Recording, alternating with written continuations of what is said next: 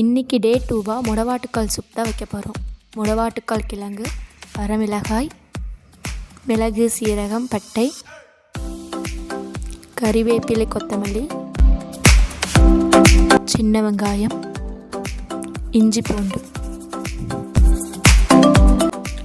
இஞ்சி பூண்டு, சின்ன வெங்காயம், வரமிளகாய், மிளகு, சீரகம், பட்டை, இது எல்லாத்தையும் சேர்த்து அரைச்சி எடுத்துக்கலாம். ஒரு தக்காளி மட்டும் சின்னதாக நறுக்கி எடுத்துக்கலாம்.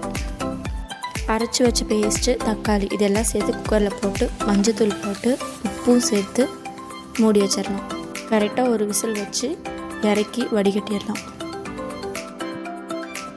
சைவ ஆட்டுக்கால் சூப் தயார்.